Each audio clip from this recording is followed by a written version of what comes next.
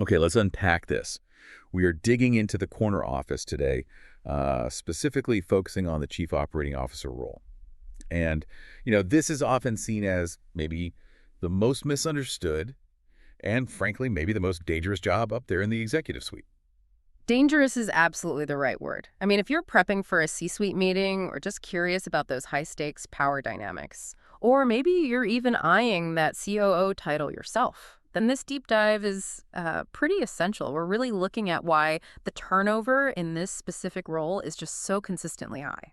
Yeah, and our sources kick off with this surprising, almost visceral truth.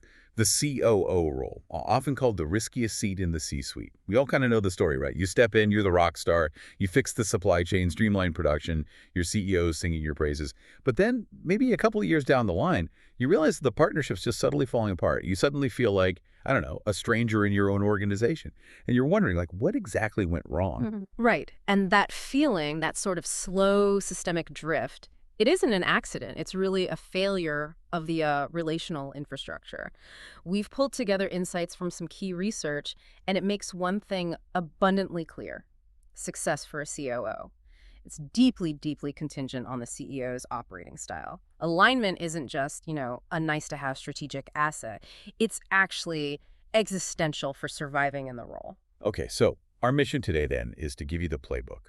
We've taken strategies from some leading thinkers on executive performance, and we've broken down that whole CEO relationship into three sort of critical phases, which you absolutely must do before you even sign on. Yeah. Then how to manage those early days, that early tenure, to really lock in trust, and then the long-term strategies you need to sustain that capability, over years of inevitable change. Exactly. It's a really insightful look at how that relational health actually becomes the prerequisite for any kind of operational impact. Because, I mean, if the relationship fails, all your operational brilliance, it just goes right out the window. It doesn't matter. Let's start with the high stakes then. What exactly is the turnover truth? What's underpinning this risk we're talking about? Well, the statistics are, frankly, alarming, and they have been for decades now. Research consistently shows that nearly half, think about that, half of all new senior executives, not just COOs, fail within their first 18 months. And when you zoom in on the COO specifically, that dependency is just stark. As one classic study put it, the COO's fate is deeply contingent on the CEO. Period. You could hit every single operational metric perfectly, but if that relational structure is shaky, you're basically headed for trouble. But why the COO specifically? I mean, an HR chief or a CFO, they're dependent on the CDO too, right? But they seem to have a bit more structural independence. Yeah, that's a good point. It's often because the COO is kind of the CEO's alter ego, right? They're managing the day-to-day execution that the CEO has maybe delegated or frankly just grown tired of handling. So their job definition is inherently changeable, subject to the CEO's mood that day, or a sudden strategic pivot. Contrast that with, say, the CFO. Their domain financial reporting, it's pretty fixed by regulations and things. The COO's boundaries, they're soft. And that makes them really easy to violate, intentionally or not. And here's where this dive gets really interesting, I think, because it's not just about those external structures, the org chart stuff. One expert we looked at, Rachel Leibowitz, she points out that even when the organizational setup looks solid on paper, COOs who neglect their own boundaries, their own sense of empowerment, and those kind of inner narratives, they risk severe burnout and resentment. It's like an inner conflict that starts weakening the partnership from the inside out, often before the CEO even notices anything's wrong. Exactly. You really have to resist just accommodating your way to success. The material really stresses that this is a high-stakes emotional labor role. You absolutely need structural clarity, yes, but without that internal resilience, without self-defined boundaries, you're just going to become a highly efficient martyr, and you're pretty much destined for an early departure. Which brings us neatly to that first essential phase, before you sign on. If misalignment is the silent killer, like you said, then you absolutely have to treat alignment as the #1 hiring filter. You can't just wait 2 years into the job and then start worrying about it. Absolutely not. The due diligence here has to be entirely two-sided, crucial. And the first, most critical question you need to ask the CEO is clarifying the why. You have to ask, why are you hiring a COO now? And what specific problem are you hoping this role solves that, you can't solve yourself? Right, and that question immediately keys into those classic archetypes, doesn't it? So Yeah. what kind of answers should a potential COO be listening for? Right. And how does that match up with their own ambition? Yeah, you need to figure out fundamentally, are you being hired as an executor or are you being seen as an heir apparent? An executor, well, They're hired to run the existing machine better, right? Take the CEO's playbook, execute it flawlessly, optimize. An heir apparent, though, is being groomed consciously or maybe unconsciously for eventual succession. So if the CEO says they want a strategic partner, but their answer really just describes needing an operational firefighter, that's a fundamental mismatch. Or if you really want that top job eventually, but they only see you as a superb number two, well, that partnership is inevitably going to sour down the road. Okay, I can definitely see the importance of getting that clear up front. But let's talk practicalities. Step 2 is getting written clarity. Our sources strongly advise pushing for a written charter. But, wait a second, isn't demanding a written charter, especially about how you'll handle disagreements, isn't that a bit politically naive during the hiring process? Doesn't that risk signaling like a lack of trust right out of the gate? That's a fair question. It feels awkward, right? But the sources argue, pretty convincingly, I think, that the risk of not doing it is far, far greater. Think about it. If a CEO bristles at just defining domains of ownership or specific decision rights, or how conflicts get escalated before you even start, imagine how they'll react when you're both under serious pressure 6 months into the job. The insight here is kind of brutal, but true. Vague expectations kill COOs faster than weak financials. You absolutely need clarity on who sandboxes whose and what the agreed-upon tiebreaker mechanism is. It forces the issue early. Okay, that makes the potential awkwardness seem worthwhile. It forces that necessary truth-telling. So what about probing their conflict style? You obviously can't just ask, so are you easy to work with? No, definitely not. You probe using past behavior. It's about actions, not self-assessment. You ask the CEO something like, when a past COO or maybe another executive challenged you constructively, how did you respond? Or even better, can you give me a specific example of when you changed your mind based on an executive's pushback?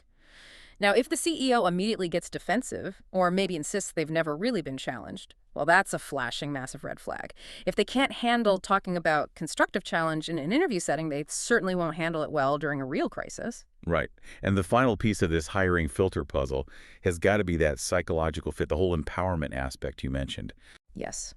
Critically important. You need to listen really carefully for the difference between a culture of empowerment versus permission.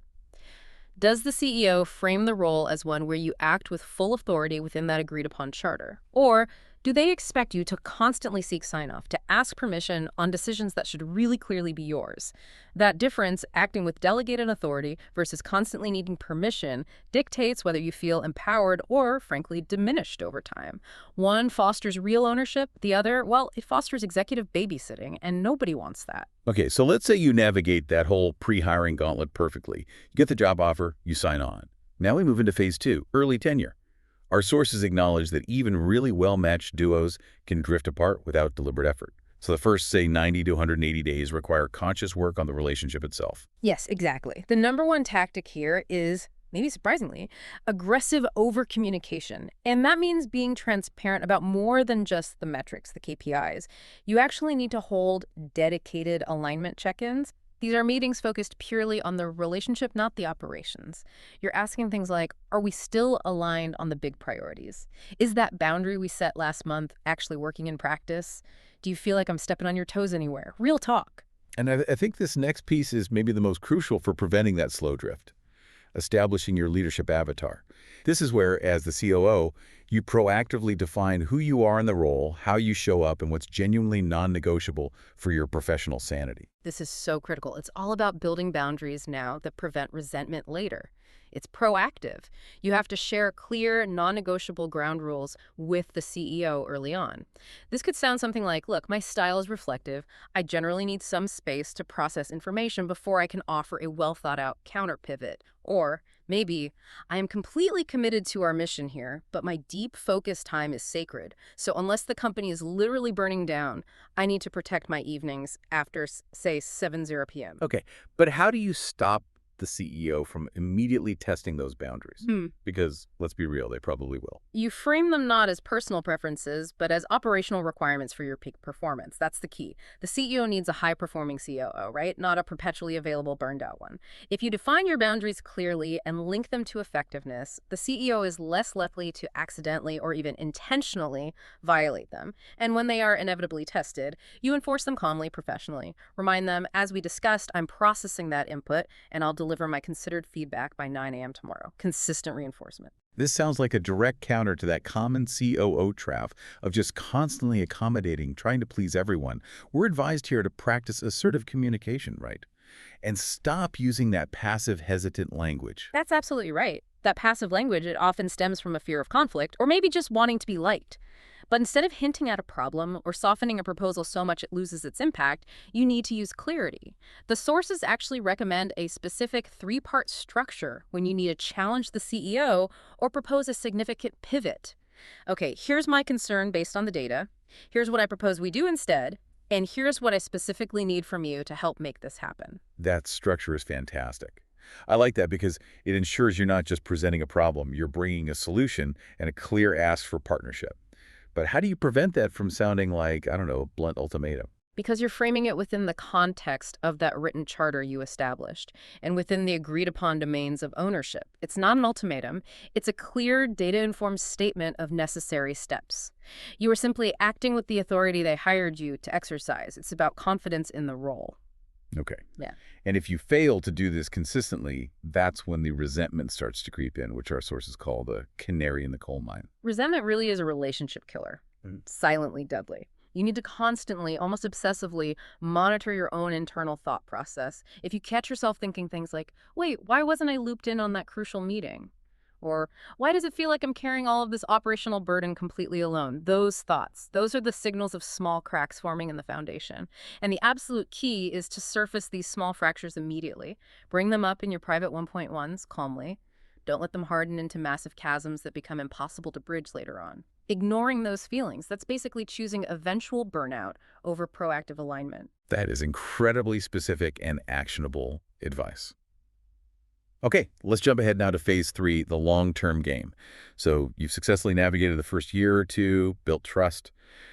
But the business, the market, the CEO's priorities, they're always evolving. How do strong partnerships sustain that alignment over, years and years? Yeah, the need for renewal is paramount. It's not set it and forget it. Strategy one is actually pretty simple, yet often ignored. You have to revisit your written charter annually, maybe even semi-annually. You just cannot assume continuity. What was your domain of ownership 2 years ago might be completely outdated today because of market shifts or new product lines, whatever. You need to explicitly renegotiate decision rights, escalation rules, the whole thing regularly. Treat that partnership agreement like a living document. And what are those subtle warning signs, the temperature drops, as you might call them, that signal relational erosion setting in for a long-term pair? Yeah, there are specific patterns to watch for. One big one. Your 1.1 meetings become strictly transactional, just focused on metrics, hitting numbers, putting out fires. There's no time carved out anymore for strategic reflection or checking in on the relationship itself. That's a bad sign. 2, expectations start shifting without an explicit conversation. The CEO is subtly, maybe unconsciously, pulling things back into their direct domain that used to be yours. And perhaps the most damaging sign, employees start bypassing you entirely. They go straight to the CEO for approvals or decisions that should clearly route through you. That shows a dangerous loss of faith across the org in your delegated authority. And this is where we loop right back to that inner work we talked about earlier, isn't it? In the long term, the CEO has to constantly renew their own sense of empowerment and boundaries. Absolutely. The CEO isn't the only one who needs managing. You need to manage yourself. Ask yourself honestly, have you slipped into martyrdom? Are you working 70-hour weeks routinely? Saying yes to every single request? Sacrificing your personal well-being for the job? If you have, you've actually lost alignment with yourself. And that loss of internal alignment, it's critical because it almost always precedes the loss of alignment with the CEO. If you don't respect your own boundaries, why on earth should the CEO? And finally, in the long term, there's the need to align on ambition, especially if that initial conversation about being an heir apparent has maybe changed, or if you now want a different kind of role entirely 5 years down the line. Oh, absolutely. Mismatched expectations about the future, particularly if succession is or was potentially in play, undermine current operational alignment faster than almost anything else. Imagine spending years building this incredible machine, only to realize the CEO never actually intended for you to take the top spot. Or, conversely, maybe you realize you don't even want the top spot anymore. That dissonance, it will absolutely kill your motivation and eventually ruin the relationship. You need explicit, scheduled calibration sessions on where you both see the next 5 years going. For the role, for the company, for yourselves. So wrapping this all up, what does this really mean for you, the listener? The summary of our source material really drives home this point. Misalignment is costly. It causes constant disruptive churn. It destabilizes trust across the entire organization. But the failure, it rarely stems from a lack of operational chops or financial talent in the COO. That's the absolute core takeaway here. Most COO departures, when you trace them back, are rooted in mismatched expectations and fundamentally weak relational infrastructure. The real job description isn't just running operations flawlessly. It's about building, protecting, and constantly renewing alignment first with the CEO and just as importantly with yourself. If you lack that self-defined empowerment and clear boundaries, your longevity in this incredibly scrutinized role is going to be severely limited. It really transforms the COO job from being purely a technical challenge into this high-stakes, long-term psychological partnership. And like any important relationship, it requires constant maintenance. And that leads us perfectly to the final thought we want to leave you with today. Operational excellence. Yes, it is absolutely essential in the COO role, non-negotiable baseline. But without that dedicated, proactive, ongoing alignment with the CEO, well, the partnership simply won't last long enough for anyone to even notice how excellent your operations truly are. Relational health is the prerequisite for professional impact. Think about that the next time you're drafting an org chart. The most important lines, the ones that really determine success or failure, are often completely invisible.